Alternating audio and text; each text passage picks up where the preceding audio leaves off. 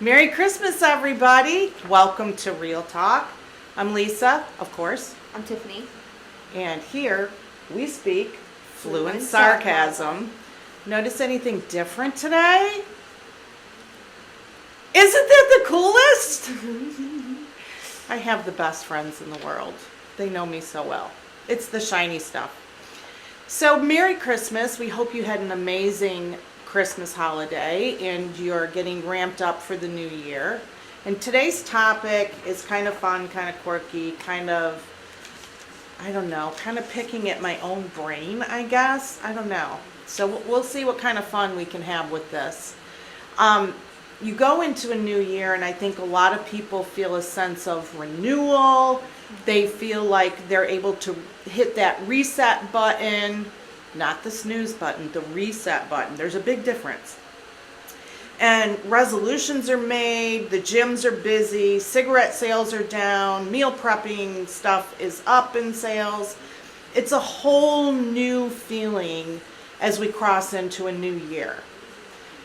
And I think there's more of a sense of renewal now that we've come through all the nonsense over the last few years, So I think 2024, I'm being very, very optimistic, and I think it's going to be a fantastic year. Things just keep getting better and better. I mean, it's really and truly how I feel about it. So I've never been one for New Year's resolutions, ever. But this year I did, in fact, set some goals for myself, both personally and professionally. It's also the time of year where I think about the fact that we live in a world of great abundance, and I really want to organize and minimize as much as I can because I'm a hoarder in some ways.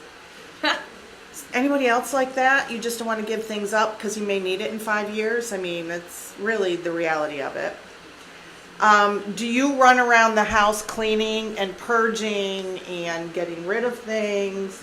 I mean, you said you got rid of how many bags? 5 bags. That's a lot of toys. Just toys. And I try to purge my closet periodically. I never did, but I have fewer clothes now, and I kind of live in yoga pants. I don't know.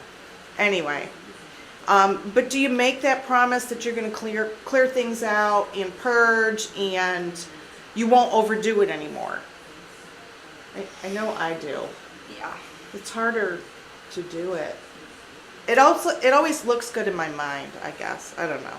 I'm like, what if I need this though? I know. I get it. I know. I get it. Oh, it's hard. I know.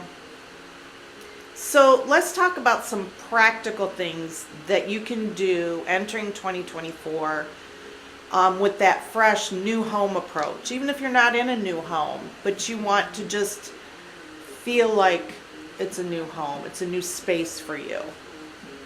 First thing I would say is to start small.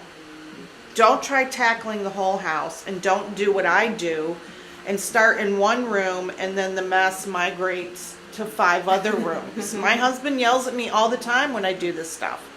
You started in the kitchen. Why are you now in the upstairs bathroom? It happens, trust me. And I'll bet there's a lot of you that do the same thing. But start small. Start with one room at a time. Pick a single drawer, a corner, a small space. Set a timer for 20 or 30 minutes. Pull a trash can over and a box for things that you can donate. Yep. Separate the two. When the garbage bag is full, take it out to the trash can. Doing just a little bit will help you feel accomplished and also help you keep some momentum. And if you keep it confined to a small area, there's less of a mess as you go through it, and it's much more manageable, physically and mentally, because it's a mental purge as well. Make a list.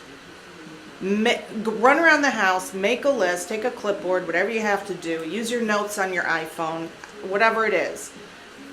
Write down the rooms that you want to tackle. That's going to keep you accountable, keep you organized, but write it down. Physically write it down. Spend time beforehand and make notes of all these areas, and then bullet points of your goals for each of those areas. Are there drawers you need to clean out? Are there expired foods in the fridge? I know you have them. Everybody has them. Yeah. Cross things off as you complete them. That's my favorite part of a list. Don't add to the list, just cross things off, okay? You'll feel great about it afterwards. And then I say save the date. I am a firm believer that if it's not on my calendar, it is never going to happen. I live by my calendar. So put it on your calendar. Set a date. Maybe you don't set a time. Maybe it's a Sunday morning and you've got an extra 30 minutes. Put it on the calendar. Save the date. Save a time if you want, but put it there. Again, it's accountability. And you'll be less tempted to procrastinate if you do that. I think if it's there, you probably do it. Next, expect a mess. This isn't going to be like something you've seen on HGTV. There's going to be a mess involved here, okay? In your mind, you've got all these visions of cleaned, organized spaces, but it's important to remember that this is a process. It's going to get messy. Decluttering in itself is messy, and it's going to look worse before it gets better, but don't get frustrated. Just stay the course. You'll get it done. Some other tips: ask for help. Maybe you have a neat freak friend, or your husband's the one that's on the same page as you. Ask them for their help. Maybe they would enjoy it. It's more bonding time. What do I know? I'm always like, I'm that person like, they're going to see stuff that they didn't know was there. Yep. Just ask them. They may absolutely love it. Give yourself space to work while you're getting this done. You might need to put up a folding table to help hold items while you're cleaning and organizing things out. You can always put it away when you're finished. I love this one, and I typed it just as I was thinking it. Work on the area that pisses you off the most first. If you walk into your bathroom every day and you mutter under your breath, start there. If you walk into your kitchen every morning and you get frustrated trying to find everything to set up the coffee, because we all need caffeine in the morning, that jump start, and that's the area that pisses you off, start in your kitchen. Maybe you create a little coffee area to keep everything organized and cute and pretty, and you want to be there. Just my point of view, folks. Work on your list a little bit at a time. Don't try to do it all at once. It's not going to happen. You'll just get more frustrated.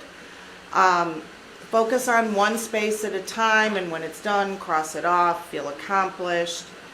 That old saying, how do you eat an elephant? One bite at a time. And this is no different. Have some fun with it. Put on fun music, dance, be stupid. Have a glass of wine. I don't care.